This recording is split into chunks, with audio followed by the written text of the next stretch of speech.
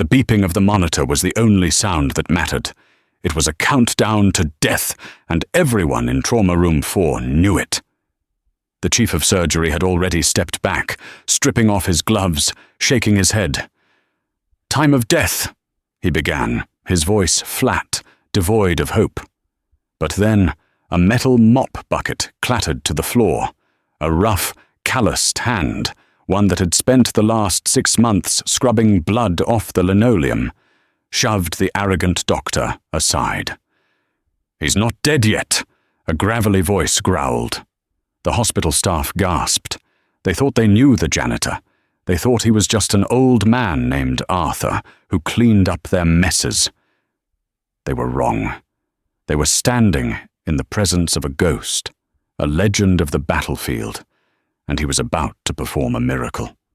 St. Sebastian's Hospital in Seattle was a gleaming tower of glass and steel, a place where miracles were expected and reputations were forged. For Nurse Sarah Mitchell, however, it often felt more like a factory. She checked the chart in her hand, sighing as she rubbed the back of her neck. It was the 12th hour of her shift, and her feet were throbbing in her sneakers. "Nurse Mitchell!" The sharp bark of Dr. Gregory Preston echoed down the hallway. Sarah flinched, straightening her posture before turning around. Dr. Preston was the chief of trauma surgery, brilliant, handsome in a jagged sort of way, and completely insufferable. He walked with the swagger of a man who knew his hands were insured for millions. "Yes, Dr. Preston?" Sarah asked, clutching the clipboard to her chest. "Room 304 needs a central line flush, and the patient in 302 is complaining about pain. Deal with it. I have a donor dinner to attend in an hour, and I don't want to be paged unless someone is literally dying." Preston didn't even look at her. He was busy checking his reflection in the glass of the nurse's station. "Dr. Preston, the patient in 302, Mrs. Higgins, her vitals are drifting. I think she might be septic. If you could just take a look. I read the chart, Sarah. She's fine. She's anxious. Give her a sedative and stop playing doctor." He dismissed her with a wave of his hand and strode off, his white coat billowing like a cape. Sarah gritted her teeth, fighting the urge to throw the clipboard. She turned and nearly collided with a bucket of soapy water. "Watch your step, Sarah," a low, raspy voice said. She looked down. It was Arthur. He was a hulking man, likely in his late 50s, with a grey beard that looked like steel wool and eyes that were always shadowed by the brim of a faded navy baseball cap. He wore the grey jumpsuit of the custodial staff, a uniform that rendered him invisible to 90% of the hospital's workforce. "Sorry, Arthur," Sarah said, softening her tone. Arthur was one of the few people in the building she genuinely liked. He was quiet, efficient, and never complained, even when cleaning up the most horrific messes in the ER. "Just Preston being Preston." Arthur paused, leaning on his mop handle. He looked down the hall where the doctor had disappeared. "He missed the jaundice in 302, Arthur mumbled, almost to himself. Sarah frowned. "What?" "Mrs. Higgins," Arthur said, his eyes returning to the floor as he resumed mopping. "I was in there emptying the trash. Her eyes are yellowing. Subtle, but it's there. And her breath smells like acetone. It's not anxiety. It's liver failure." Sarah stared at him. "Arthur, how would you know that?" The janitor shrugged, his shoulders heavy. "My grandmother had a bad liver. Just seen it before, is all." He squeezed the mop into the bucket, the water turning grey. "Better check her levels again, Sarah, before the doctor goes to his dinner." Sarah stood there for a moment, stunned. Arthur was a janitor. He spent his days collecting biohazard bags and buffing scuff marks. But there was something in his tone, a quiet certainty that sent a chill down her spine. Trusting her gut, Sarah rushed back to room 302. She drew a fresh panel of blood herself and ran it to the lab marked STAT. 20 minutes later, the results pinged on her tablet. Mrs. Higgins's liver enzymes were through the roof. She was going into acute failure. Sarah paged the on-call attending immediately, bypassing Preston. They rushed Mrs. Higgins to the ICU just in time. If they had waited until morning, she would have been dead. Later, when the chaos settled, Sarah looked for Arthur to thank him. But he was gone. The only sign he had been there was the smell of bleach and the wet shine of the floor under the fluorescent lights. 3 weeks later, the rain was hammering against the windows of the ER, a relentless Seattle downpour that usually signaled a night of car accidents and slips. But tonight, the atmosphere was different. It was heavy. The red phone at the trauma desk rang, the direct line to emergency dispatch. Sarah picked it up. St. Sebastian's trauma.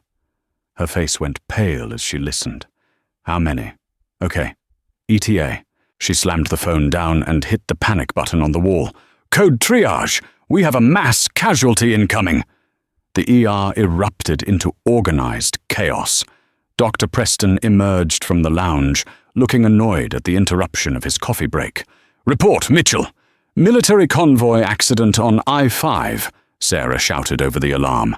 A transport bus flipped. We have 6 critical, 4 walking wounded. They're mostly soldiers from the local base. ETA 2 minutes. Clear trauma bays 1 through 6, Preston barked, his annoyance replaced by adrenaline. Get the blood bank on the line. I want O-negative staged in every room. The doors burst open. Paramedics rushed in, their voices overlapping with the screams of the injured. The smell of rain, diesel fuel, and metallic blood filled the air. Trauma 1, sucking chest wound. Trauma 2, compound fracture, femur. Sarah was directed to Trauma 1. The soldier on the gurney was young, barely 20. His uniform was shredded, and his face was masked in blood and mud. Name is Corporal Miller, the paramedic shouted. BP 80/50, pulse thready. He's got shrapnel in the abdomen. Dr. Preston took charge of Trauma 1. Get him on the monitor. Cut the clothes. I need a fast scan, now. Sarah worked furiously, inserting IVs and hanging fluids. The room was a whirlwind of activity. In the corner, almost blending into the wall, Arthur was there. He held a spray bottle and a rag, waiting to clean up the inevitable spills, but his eyes weren't on the floor. They were locked on the monitor. He's tanking, Sarah yelled. BP is dropping, 60/40. Fluid bolus, Preston ordered. Where is that ultrasound? Preston jammed the ultrasound probe against the soldier's stomach. Free fluid. He's bleeding out internally. We need to get him to the OR. Suddenly, the doors flew open again. We have another one, a paramedic screamed, wheeling in a second stretcher. This is the driver, Sergeant O'Malley. He was pinned for 30 minutes. Crushed chest. The ER was overwhelmed. Every doctor was occupied. Preston looked between the young Corporal Miller and the new arrival, Sergeant O'Malley. I can't take both, Preston snapped, sweat beading on his forehead. Dr. Evans is in surgery. Who's available? No one, Sarah said, her voice trembling. It's just us. Preston looked at Sergeant O'Malley, who was gasping for air, his lips turning blue. Then he looked at Corporal Miller. Miller is stable enough for transport. Prep O'Malley. He's the priority. Doctor, Miller isn't stable, Sarah argued. His pressure is bottoming out. I made the call, nurse, Preston roared. Move O'Malley to the table. Let the residents handle Miller until I'm done. It was a death sentence. The residents were interns, barely out of medical school. They froze as Miller's monitor began to scream a high-pitched warning. Beep! Beep! B-E! P. He's coding, Sarah yelled. Start compressions. She jumped onto the stool and began pumping the young soldier's chest. Come on, kid. Stay with us. Preston didn't look back. He was focused on O'Malley, The residents were fumbling with the crash cart, dropping ampules of epinephrine. It was amateur hour, and a hero was dying because of it. Sarah pumped harder, tears stinging her eyes. "Dr. Preston, he's in V-fib. We need to shock him." "I'm busy," Preston shouted back without turning. "Call it if you can't get him back in 5 minutes." Arthur, who had been standing silently by the biohazard bin, suddenly dropped his rag. The sound was soft, but the shift in his posture was tectonic. He didn't walk toward the bed. He marched. The limp he usually exaggerated was gone. He stepped up behind the terrified intern holding the defibrillator paddles. "Get out of the way," Arthur said. The voice wasn't the raspy mumble of a janitor. It was the command of an officer. The intern, a lanky boy named David, blinked. "What? You can't be in here, Arthur. Get out." Arthur didn't ask again. He grabbed the intern's shoulder and moved him aside with effortless strength. He snatched the paddles. "Charge to 200, Arthur ordered. He looked at Sarah. His blue eyes, usually dull and averted, were now piercing, burning with a terrifying intelligence. "Nurse, stop compressions on my count." Sarah was too shocked to argue. Instinct took over. She nodded. "Clear!" Arthur barked. He slammed the paddles onto the soldier's chest. The body jerked violently. They all looked at the monitor. "Flatline." "Again," Arthur said, his voice calm, controlled. "Charge to 300. Nurse, push 1 milligram of epi. Do you have calcium chloride?" "Yes," Sarah answered automatically, her hands moving before her brain could catch up. "Why calcium?" "His potassium is spiking from the crush injury. It's stopping his heart. The epi won't work without stabilizing the membrane. Push the calcium now." Sarah injected the drugs. Arthur hit the button. "Clear." Thump! The body arched. Silence filled the room, heavier than the storm outside. Then, beep, beep, beep. "Sinus rhythm," Sarah breathed. "He's back."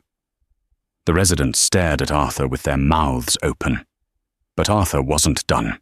He tossed the paddles onto the cart and ripped the janitor's gloves off his hands. "He has a tension pneumothorax on the right side," Arthur said, pointing to the soldier's distended neck veins. "And he's bleeding from the splenic artery. He won't last 10 minutes waiting for an OR." Dr. Preston had turned around now. He had stabilized Sergeant O'Malley and was watching the scene with a mixture of confusion and rage. "What the hell is going on here? Security! Get this janitor out of my trauma bay!" Arthur ignored him. He looked at the tray of surgical instruments. "Scalpel, 10 blade." "Don't you dare give him that," Preston warned, stepping forward.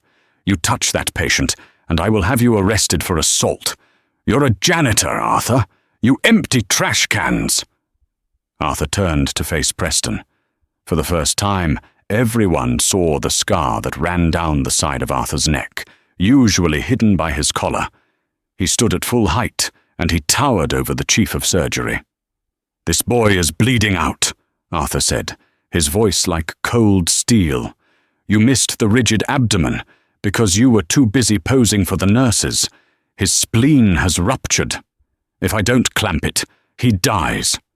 If you want to arrest me, do it after I save his life." He turned back to Sarah. "Nurse Mitchell, I need a thoracotomy tray and 4 lap pads. Are you with me?"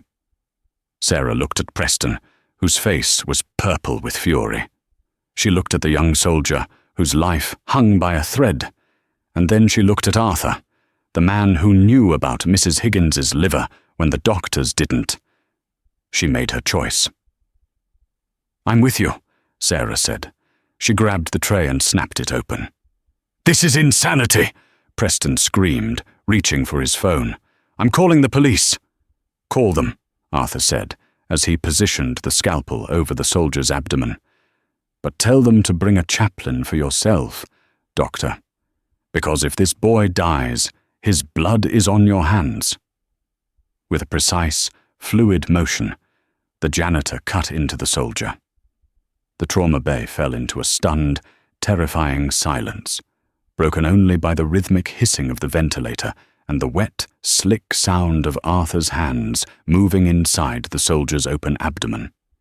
Dr. Gregory Preston stood frozen near the door, his phone clutched in his hand, his mouth agape. He had expected the janitor to freeze, to vomit, or to butcher the boy. He had expected to see blood spurt uncontrollably, marking the end of the patient's life and the beginning of a massive lawsuit. But that didn't happen. Arthur didn't move like a janitor. He didn't even move like a civilian surgeon. He moved with a terrifying, violent efficiency. There was no hesitation, no delicate probing. He dove his hands deep into the abdominal cavity, finding landmarks by touch alone amidst the pooling blood. "Suction!" Arthur barked, not looking up. Sarah snapped out of her trance. She grabbed the Yankauer suction tip and thrust it into the incision. The canister filled rapidly with dark red blood. "Can you see the source?" Sarah asked, her voice trembling. "Spleen is shattered," Arthur grunted, sweat beading on his forehead, beneath the brim of his dirty baseball cap. "And there's a laceration on the inferior vena cava. That's where the real trouble is." The residents gasped. An IVC injury was almost always fatal, even with a full surgical team. "Clamp," Arthur demanded, holding out a bloody hand. Sarah slapped a vascular clamp into his palm. Arthur maneuvered his hand blindly behind the liver. This was the Pringle maneuver, a technique to temporarily stop blood flow to the liver. But doing it through a rough emergency incision in a trauma bay was madness. It required an intimate knowledge of anatomy that came only from decades of experience. "Preston, get security in here now!" The shout came from the hallway. It was the hospital administrator, alerted by the noise. Two burly security guards squeezed past Preston, their hands on their tasers. "Step away from the patient," the lead guard shouted. "Drop the instrument and put your hands up." Arthur ignored them. Almost. "Got it." "I said step back." The guard lunged forward, grabbing Arthur's shoulder. "Don't touch him," Sarah screamed, shoving the guard back with surprising force. "He has a bleeder. If he lets go, the kid dies instantly." The guard hesitated, looking at Preston for confirmation. Preston's ego was warring with his medical knowledge. He could see the monitor. He could see that despite the horrific scene, the soldier's blood pressure was actually rising. The jagged lines on the screen were stabilizing. "Let him finish the clamp," Preston whispered, the words tasting like bile in his mouth. "If he lets go now, we lose the patient." The room held its breath. Arthur's face was a mask of concentration. His eyes were closed for a split second, feeling the pulse against his fingertips, navigating the treacherous terrain of torn tissue and bone. Click. The sound of the clamp locking into place was the loudest noise in the room. Arthur withdrew his hands slowly. He checked the field. The welling of blood had stopped. "Nurse," Arthur said, his voice dropping back to that gravelly whisper. "Pack the quadrant with lap pads. Leave the clamp. He's stable enough for transport to the main OR now." Sarah quickly stuffed the sterile pads into the wound, packing it tight. She looked at the monitor. "BP, 110/70. HR, 88. It was a miracle. Arthur stepped back, holding his bloody hands up in the air, away from his body. He turned to the security guards, his expression unreadable. "I'm done," Arthur said calmly. "You can arrest me now." The guards looked at the blood-soaked janitor, then at the living soldier on the table. They didn't know what to do. "Cuff him!" Preston suddenly yelled, regaining his bravado now that the danger was past. He assaulted a staff member, practiced medicine without a license, and endangered a patient. "Get him out of here!" The guards moved in, twisting Arthur's arms behind his back. The metal handcuffs clicked shut on wrists that had just performed a surgical masterpiece. "Arthur!" Sarah cried out, reaching for him, but Preston blocked her path. "You're lucky I don't have you fired on the spot, Mitchell," Preston hissed. "You aided and abetted a lunatic. Get this mess cleaned up. The police are on their way." As they dragged Arthur out of the trauma bay, he didn't struggle. He didn't look back at the doctors or the administrators screaming at him. He looked only at the young soldier, Corporal Miller, whose chest was rising and falling in a steady rhythm. Arthur nodded once, a small, sad smile touching his lips. Then, the doors swung shut, leaving Sarah alone with the impossible reality of what she had just witnessed. 2 hours later, St. Sebastian's Hospital was in lockdown. The story had spread like wildfire. A janitor had cut a patient open. The local news vans were already circling the parking lot like vultures. Inside the administrative boardroom, the atmosphere was toxic. Dr. Preston sat at the head of the long mahogany table, nursing a scotch he kept in his office. Across from him sat the hospital administrator, Mr. Sterling, and the head of legal, a sharp-faced woman named Ms. Darrow. Sarah Mitchell sat in a chair in the corner, looking small and terrified. "We need to spin this," Ms. Darrow said, tapping her pen on her notebook. "We frame it as a mental health episode." The janitor snapped. Dr. Preston intervened and saved the patient despite the janitor's interference. "That's a lie," Sarah said, her voice shaking but firm. "Arthur saved that soldier. Dr. Preston left him to die." "Watch your tone, nurse," Preston snapped. "You're already facing suspension." "The patient lived," Sarah insisted. "The vascular surgeon who took him upstairs. Dr. Aris. He said the clamp placement was textbook. He asked who the attending was. When I told him it was the janitor, he thought I was joking. It doesn't matter." Sterling, the administrator, slammed his hand on the table. "He is an unlicensed employee. The liability is catastrophic. We are pressing full charges, attempted murder, assault with a deadly weapon. We will bury him so deep he'll never see daylight." Suddenly, the heavy oak doors of the boardroom were thrown open with a crash. 2 military police officers in crisp dress uniforms marched in, flanking a tall, imposing man wearing a beret and a chest full of ribbons. He wore the 3 stars of a lieutenant general. The room went silent. Dr. Preston stood up, confused. "Excuse me, this is a private meeting." The general ignored him. He walked straight to the head of the table, his boots thudding heavily on the carpet.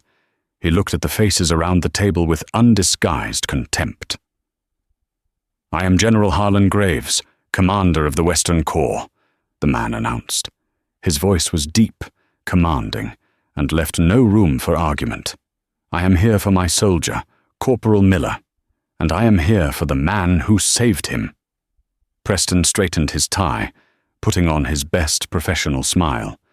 "Ah, General. Yes, it was a chaotic night. My team and I worked very hard to save your man. He's in recovery now." General Graves looked at Preston slowly, his eyes narrowing. "Your team? I just spoke to the vascular surgeon, Dr. Aris. He told me that the damage control surgery, the one that actually kept Miller alive long enough to reach the OR, was performed in the ER by a man named Arthur." Ms. Darrow, the lawyer, stepped in. "General, that is a sensitive legal matter. That individual was a janitor who suffered a psychotic break. He attacked our staff. He is currently in police custody, awaiting transfer to the county jail." The general's face turned a shade of red that was terrifying to behold. "Psychotic break?" Graves repeated softly. "Is that what you call it?" He reached into his jacket pocket and pulled out a thick file folder. He tossed it onto the mahogany table. It slid across the polished surface and stopped in front of Dr. Preston. "Open it," Graves ordered. Preston hesitated, then flipped the folder open. His eyes widened as he scanned the first page. It was a military service record. The photo attached was younger, without the grey beard, but the eyes were the same. Piercing. Blue. Name: Arthur J. Penhaligon. Preston read aloud, his voice faltering. Rank: Colonel. Specialty: trauma surgery, thoracic surgery. Sarah gasped from her corner. Colonel. Read the commendations. Graves barked. Preston swallowed hard. Silver Star. Distinguished Service Cross. Purple Heart with 2 clusters. Legion of Merit. Arthur Penhaligon isn't a janitor, General Graves said, his voice rising to a roar that shook the walls. He was the Chief of Surgery for the 101st Airborne. He served 4 tours in Iraq and 3 in Afghanistan. In the Battle of Fallujah, when the field hospital was mortar-shelled and the power was cut, he performed open-heart surgery on a Marine using a flashlight and a Leatherman tool. They called him the Saint of Fallujah. The boardroom was dead silent. Preston looked like he was going to be sick. He was a surgeon? The administrator squeaked. He was the surgeon, Graves corrected. The best I've ever seen. He saved more lives in a decade than this entire hospital will save in a century. Then why? Sarah asked, stepping forward, unable to help herself. Why was he mopping floors? Why didn't he tell anyone? The general's expression softened, just a fraction, as he looked at Sarah. Because the war doesn't end when you come home, nurse, Graves said quietly. 5 years ago, Arthur was leading a medical convoy in Syria. It was hit by an IED. He was the only survivor. He lost his wife, who was his lead nurse, and his 19-year-old son who was driving the vehicle. He couldn't save them. His hands, the hands that saved thousands, couldn't save his own family. The general looked down at the table. He resigned his commission, surrendered his medical license. He disappeared. We've been looking for him for years. He didn't want to be found. He didn't want to touch a scalpel ever again. Graves turned his cold stare back to Preston. He came here to hide, to punish himself with menial labor. But tonight, when he saw my boy dying, the soldier in him woke up. And you? Graves pointed a gloved finger at Preston's chest. You tried to have him arrested for it. Preston stammered, sweat pouring down his face. I didn't know. He was wearing a jumpsuit. He didn't follow protocol. Protocol? Graves laughed, a harsh, barking sound. You care about protocol? My JAG officers are reviewing the security footage right now. They saw you abandon a critical patient to untrained residents. They saw you ignore a subordinate who warned you about the vitals. That's negligence, Doctor. Criminal negligence. The general leaned in close to Preston's face.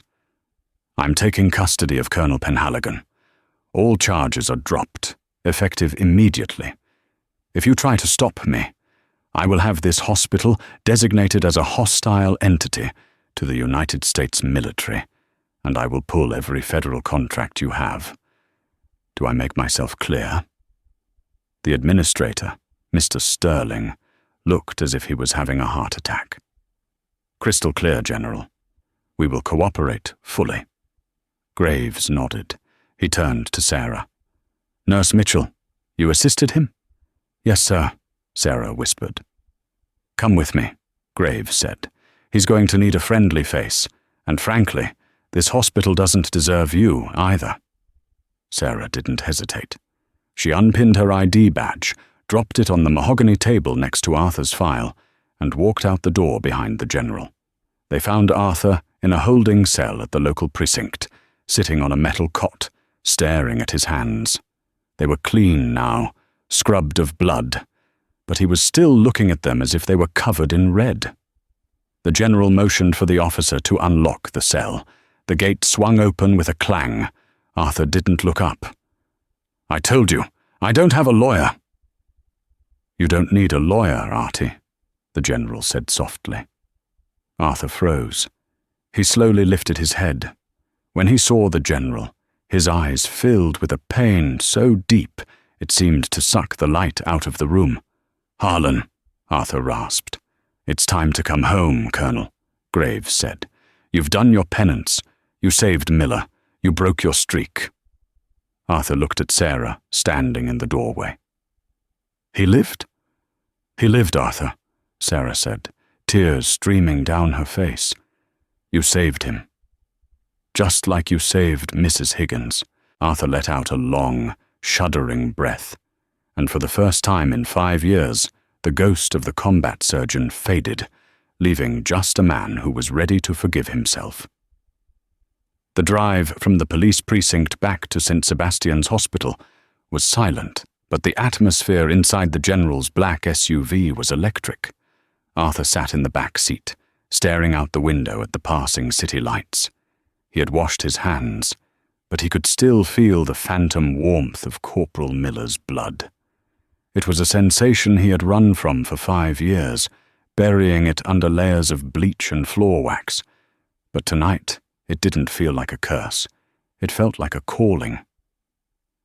"We're going back," Sarah said softly from the seat next to him.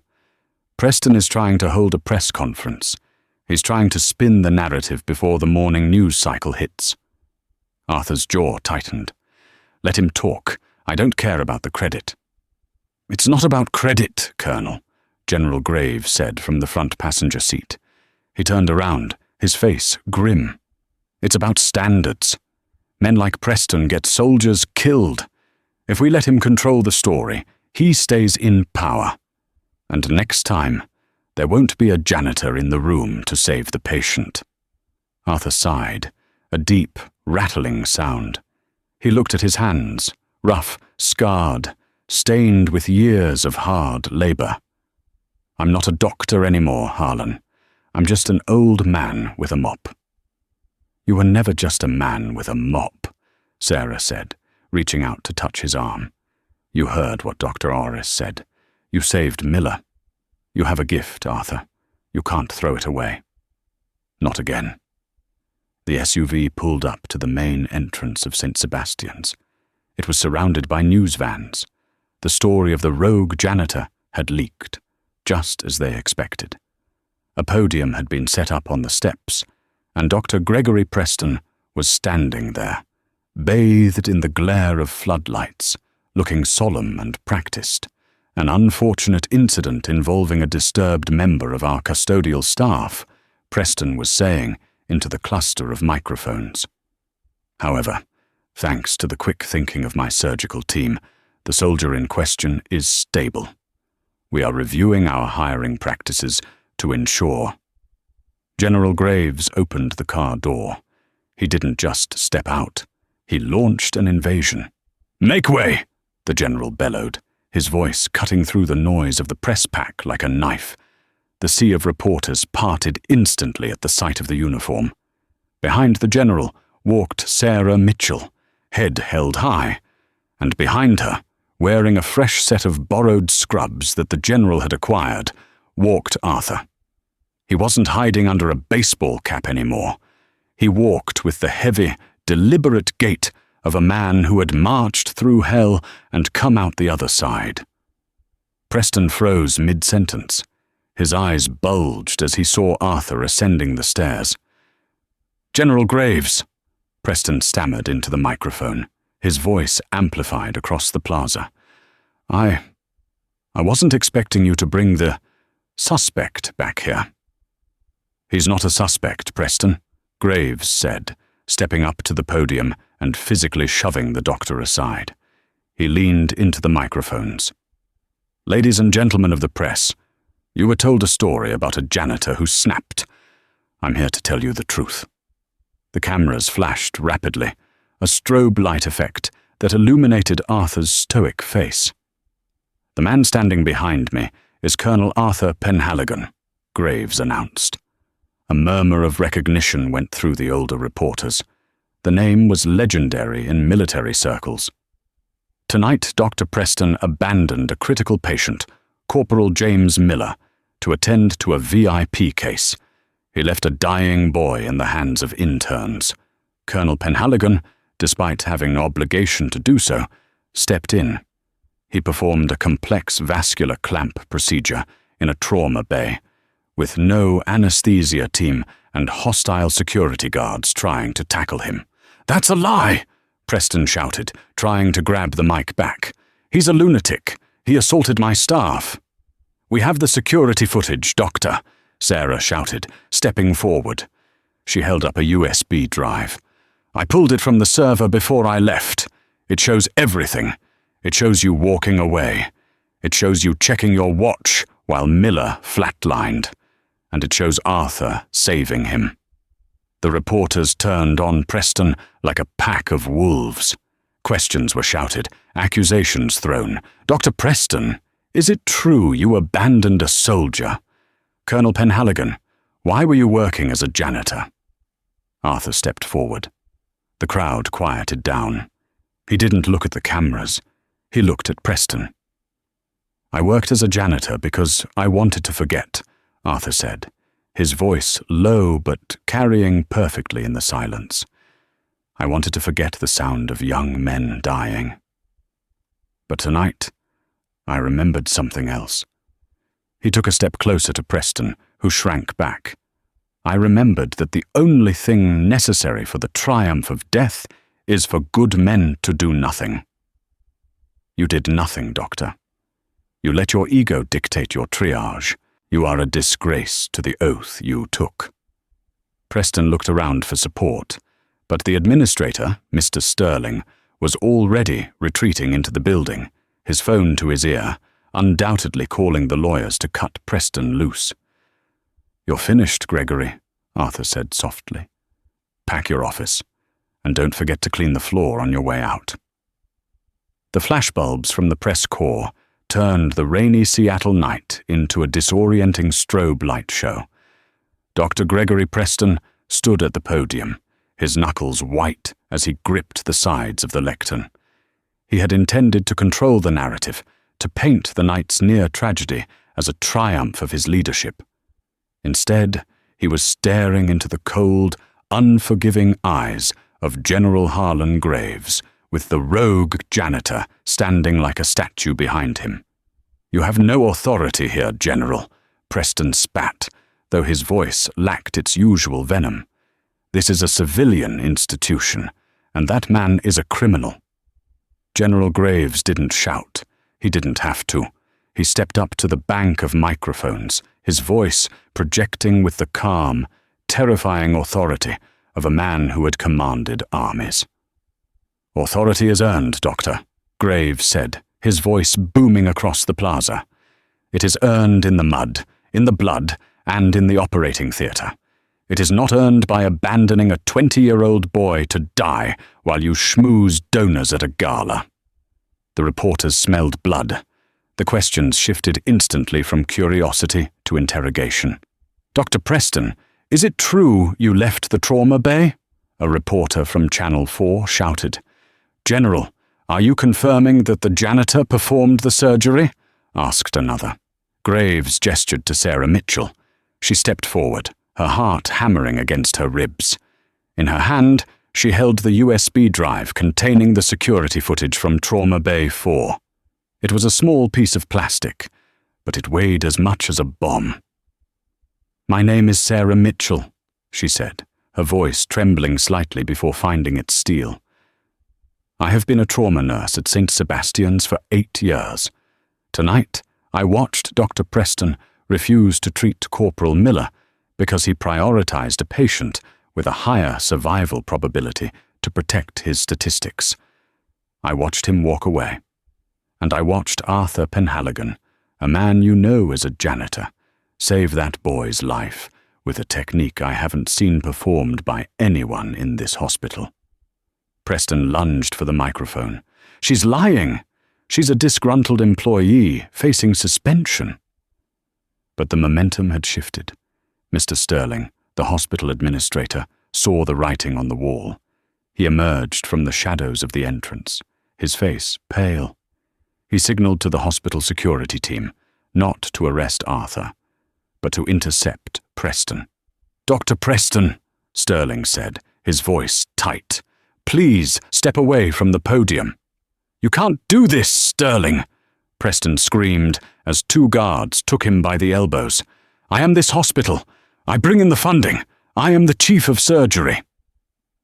Arthur, who had been silent until now, stepped forward. He moved slowly, his grey custodial jumpsuit stained with dark patches of dried blood, contrasting sharply with the pristine suits of the administrators. He looked at Preston, not with anger, but with a profound, pitying exhaustion. "You were never the hospital, Gregory," Arthur said softly. The microphones picked up his raspy voice, broadcasting it to the stunned crowd. "The hospital is the nurses who hold the hands of the dying. It's the residents who work 30-hour shifts. It's the people who clean the blood off the floors so the next patient has a safe place to heal. You forgot that. And because you forgot, you became dangerous." Preston was dragged away, still shouting threats of lawsuits, but no one was listening anymore. The cameras were fixed on the old man in the baseball cap. The following week was a blur of legal proceedings and internal investigations. The board of directors convened an emergency tribunal to determine the fate of St. Sebastian's leadership and the legal standing of Arthur Penhaligon. The conference room on the top floor was sterile and cold. Arthur sat at a small table in the center, flanked by General Graves and a military attorney. Across from them sat the entire hospital board, looking uncomfortable. "Mr. Penhaligon," the chairman began, adjusting his glasses, "while we acknowledge that the patient, Corporal Miller, survived, the fact remains that you performed invasive surgery without a valid medical license in the state of Washington. The liability issues are complex." "It's Colonel Penhaligon," General Graves corrected sharply. "And under the Good Samaritan laws, coupled with the Defense Production Act provisions for military personnel in emergency crises, which I have retroactively activated for this incident, he is immune from civil liability." "Be that as it may," the chairman sighed, "we cannot employ a janitor who performs surgery. It sets a dangerous precedent." The door opened. It was David, the young intern who had been in the room that night. He looked terrified, clutching a folder to his chest. "May I speak, sir?" David asked, his voice cracking. The chairman frowned. "Dr. Evans, this is a closed hearing." "It's relevant," David insisted. He walked to the table and placed the folder down. "These are the affidavits from every resident in the surgical program. 12 of us." Arthur looked up, surprised. He barely knew the boy's name. "We all signed it," David said, looking at Arthur. "We stated that Dr. Preston frequently left us unsupervised during critical procedures. We stated that we were afraid to speak up because he threatened our careers. And," David took a deep breath, "we stated that if you fire Arthur, we all walk. Today." The room went silent. A mass walkout of residents would cripple the hospital instantly. "He didn't just save the soldier," David said, tears welling in his eyes. "He walked me through the post-op care. He stayed in the ICU all night, sitting in the chair by the door, whispering instructions to me so I wouldn't look incompetent in front of the other attendings. He taught me more in 6 hours than Preston taught me in 2 years." The chairman looked at the affidavits, then at Arthur. The narrative was undeniable. "Colonel," the chairman said, his tone softening, "if we were to reinstate your credentials, if we were to expedite the licensing process through the state board, would you consider taking the position formally?" Arthur looked at his hands. For 5 years he had looked at them with loathing. He saw the hands that had failed to save his wife and son in Syria. He saw instruments of failure. But now he looked at them and saw the hands that had clamped Corporal Miller's splenic artery. "I don't want to be chief of surgery," Arthur said quietly. I don't want the office. I don't want the fundraisers. I don't want the politics." "Then what do you want?" the chairman asked. Arthur looked at General Graves, then at David. "I want the trauma bay. I want to be on the floor. And I want to teach these kids how to be doctors who give a damn." 2 weeks later, the rain had finally stopped. Sunlight streamed through the windows of the ICU. Corporal James Miller opened his eyes. The world was a haze of white ceilings and beeping machines. His chest felt like it had been kicked by a mule, and his abdomen was a map of fire. "Easy, soldier," a voice rumbled. Miller turned his head. Sitting in a plastic chair next to the bed was a large man with a grey beard, reading a paperback book. He wasn't wearing a doctor's coat. He was wearing a flannel shirt and jeans. "Who?" Miller croaked, his throat dry as a dust. "Here." The man held a straw to Miller's lips. Small sips, ice chips only. Miller drank greedily. "Did I make it?" "You made it," the man said, "though you tried your best not to. Shattered spleen, IVC tear. You bled out half your volume." Miller blinked, the memories of the crash flooding back. The screaming, the crushing metal, the rain. The doctors, they saved me. The man smiled, a crinkling of the eyes that softened his rugged face. "A whole team saved you, son. Nurse Mitchell ran the show. Dr. Orris fixed up the plumbing upstairs." "And you?" Miller asked. "Who are you?" The man hesitated. He stood up and checked the monitor, his movements professional, practiced. "I'm just the guy who cleaned up the mess." At that moment, Sarah Mitchell walked in. She was wearing her blue scrubs, but she looked lighter, happier than she had in years. "I see you've met Dr. Penhaligon," Sarah said, checking Miller's chart. "Doctor?" Miller looked at the man in flannel. "He said he was the cleaner." "He was," Sarah smiled. "But he's also the best trauma surgeon on the West Coast. He's the one who reached into your chest and refused to let you die when everyone else had given up." Miller looked at Arthur with wide eyes. He tried to sit up, wincing in pain. "Sir, I don't know what to say." Arthur rested a heavy hand on the boy's shoulder, gently pushing him back down. "You don't say anything, Corporal. You just get better. You go home to your family. You live a good life. That's the payment." "But why?" Miller asked. "Why did you do it?" Arthur looked out the window at the skyline of Seattle. "Because I lost a boy like you once," he said, his voice thick with emotion. "And I promised myself that if I ever got a second chance, I wouldn't waste it." The transition was not easy. The legal battles with Preston dragged on, filling the tabloids with sordid details of the former chief's negligence. But inside the walls of St. Sebastian's, the culture was shifting. The hospital had been renamed. The Preston Surgical Wing was gone. In its place stood the Penhaligon Center for Acute Trauma. Sarah Mitchell stood at the nurses' station, organizing the shift roster. The atmosphere in the ER was different now. It was still chaotic, still loud, but the toxic fear was gone. The residents didn't walk with their heads down. They asked questions. They collaborated. "Nurse Mitchell!" A young resident ran up, looking flustered. "Trauma 3 is incoming. Multi-system trauma. I'm not sure I'm ready to lead the code." Sarah looked at the resident. "You're ready, Dr. Liu. You know the protocols. And besides," she pointed down the hall, "you have backup." Walking down the corridor was Arthur. He looked different. The grey beard was trimmed neat. He stood tall, the stoop of the janitor gone. He wore navy blue scrubs with trauma attending embroidered on the chest. He didn't carry a mop. He carried a stethoscope draped around his neck like a talisman. But old habits died hard. As he walked, he spotted a discarded coffee cup on the floor near the waiting room. Without breaking stride, Arthur bent down, picked it up, and tossed it into the trash can.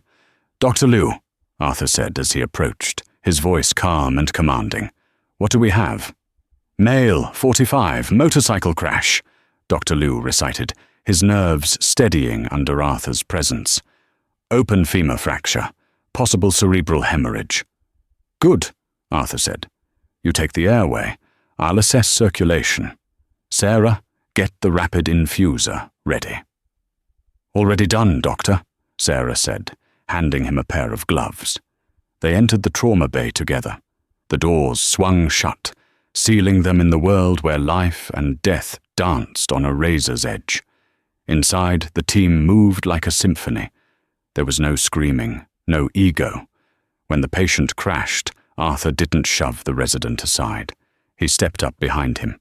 "Steady," Arthur whispered into Dr. Liu's ear. "Don't look at the monitor. Look at the patient. His color is returning. You have the vessel. Clamp it." Dr. Liu's hand shook, then steadied. Click. "I got it," the resident breathed. "Bleeding controlled." Arthur stepped back, a look of immense pride on his face. He looked across the table at Sarah. She winked at him above her mask. Later that evening, after the shift change, Arthur sat on a bench outside the hospital entrance. The cool evening air felt good on his face. General Graves pulled up in his black SUV. He rolled down the window. "Heading home, Arthur?" the general asked.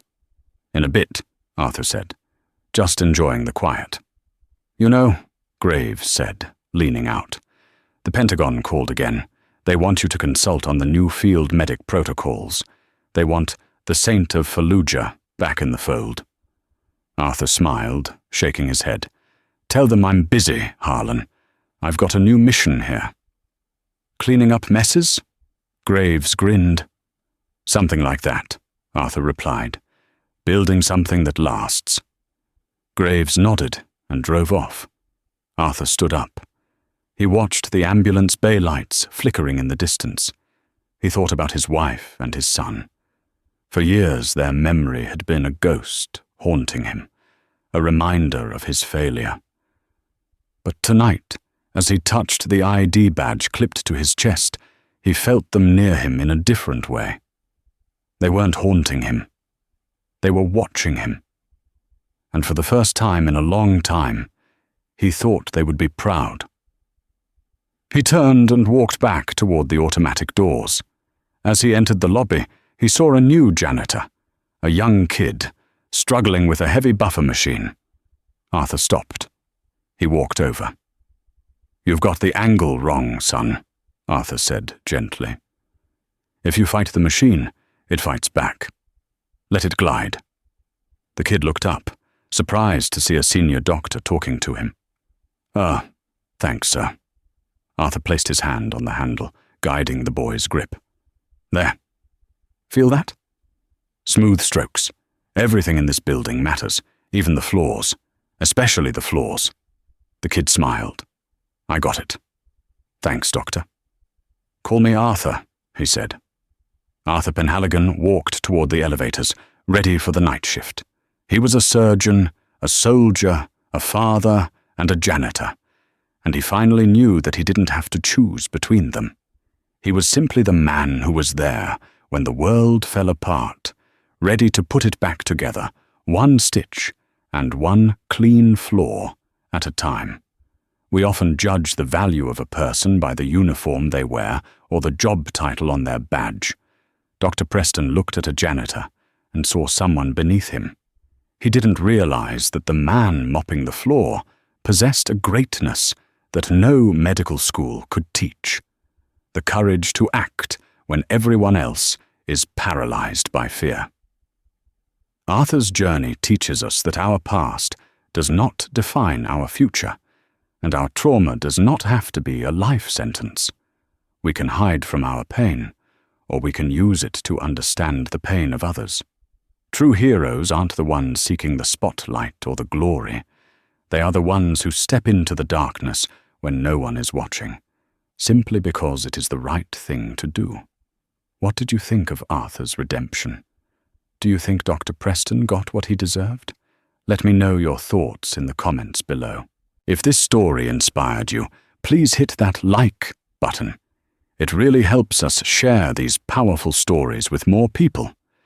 Make sure to share this video with your friends and family and subscribe to the channel for more touching dramas about the heroes living among us. Thank you for watching, and see you in the next video.